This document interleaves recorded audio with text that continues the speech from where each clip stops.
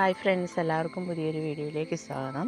ഇന്നത്തെ നമ്മുടെ വീഡിയോ എൻ്റെ പയർ കൃഷിയാണ്. നമ്മുടെ പയർ കൃഷിയിൽ പയറൊക്കെ പിടിച്ച് തുടങ്ങിയിട്ടുണ്ട്, വിളവെടുക്കാറൊക്കെ ആയിട്ടുണ്ട്. അപ്പം വിളവെടുക്കുന്നതിന് മുമ്പ് നമ്മുടെ പയറൊക്കെ നമ്മുടെ കൂട്ടുകാർക്കൊക്കെ ഒന്ന് കാണിച്ച് തരാമെന്ന് കരുതിയാണ് ഞാനിപ്പോൾ വീഡിയോ പിടിക്കുന്നത്. കണ്ടോ, നമ്മുടെ പയറൊക്കെ കായ്ച്ചു കിടക്കുന്നുണ്ടോ.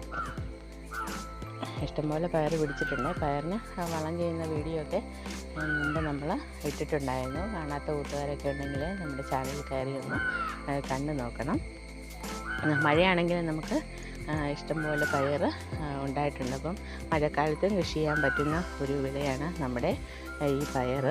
അതായത് കണ്ടോ, നല്ല നീളത്തിലുള്ള പയറാണ് കേട്ടോ. എൻ്റെ കൈയുടെ നീളത്തിലുള്ള പയറാണ് നമുക്ക് ഈ പയറിൽ ഉണ്ടായിട്ടുള്ളത്. ഈ രണ്ട് പയർ വെച്ചാണ് ഓരോന്നിലും ഉള്ളത്. അത് എടുക്കുന്നുണ്ടോ, പയർ എടുക്കുന്നുണ്ടോ. നല്ല ഭംഗിയാണ് പയറിങ്ങനെ കുലകുലയായിട്ട് കിടക്കുന്നത് കാണാനായിട്ട്. അപ്പോൾ കുറച്ചൊക്കെ നമുക്ക് വിളവെടുക്കാറായിട്ടുണ്ട്. വിളവെടുക്കുന്നതിന് മുമ്പ് നിങ്ങളെ ഒന്ന് കാണിക്കണമല്ലോ, അതുകൊണ്ടാണ് ഞാനിപ്പോൾ ഈ വീഡിയോ ചെയ്യുന്നത്.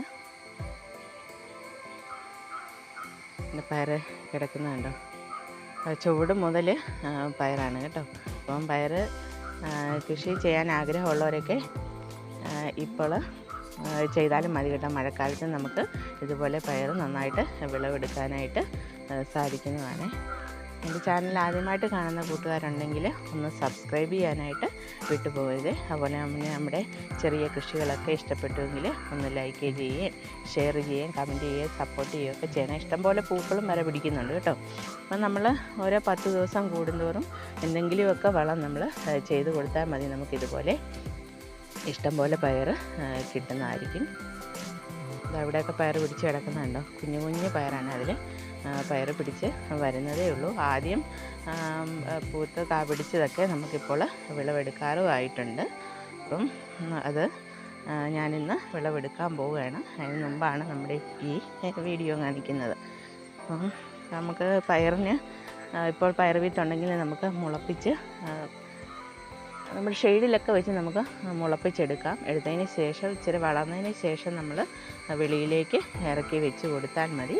അപ്പം നമുക്ക് ഇതുപോലെ പയറൊക്കെ മഴക്കാലത്ത് വിളവെടുക്കാനായിട്ട് സാധിക്കുന്നതാണ്. പിന്നെ വളങ്ങളൊക്കെ നമ്മുടെ കയ്യിലുള്ള വളങ്ങളൊക്കെ കൊടുത്താൽ മതി. ചാണകപ്പൊടി,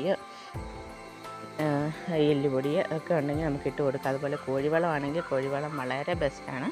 കോഴിവളവും നമുക്ക് ഇട്ട് കൊടുക്കാവുന്നതാണ്. ഇഷ്ടംപോലെ പറിക്കാനായിട്ട് നമുക്ക് കിട്ടുകയും ചെയ്യും. അതുപോലെ തന്നെ ഇതൊന്നുമില്ലെങ്കിൽ ഇനി ചാരവും ചാണകപ്പൊടിയും കൂടെ മിക്സ് ചെയ്ത് നമുക്ക് ഇട്ട് കൊടുക്കുകയാണെങ്കിൽ ഇതുപോലെ പയർ നമുക്ക് വിളവെടുക്കാനായിട്ട് സാധിക്കുന്നതായിരിക്കും. അപ്പോൾ നിങ്ങൾ മഴക്കാലത്ത് ഇതുപോലെ പയർ കൃഷി ചെയ്യാനായിട്ട് ശ്രമിക്കുക. നിങ്ങൾക്ക് ഇതുപോലെ നല്ല പയർ ലഭിക്കുന്നതായിരിക്കും. നമ്മുടെ പയർ നല്ല നീളത്തിൽ ആണ് കിടക്കുന്നത്.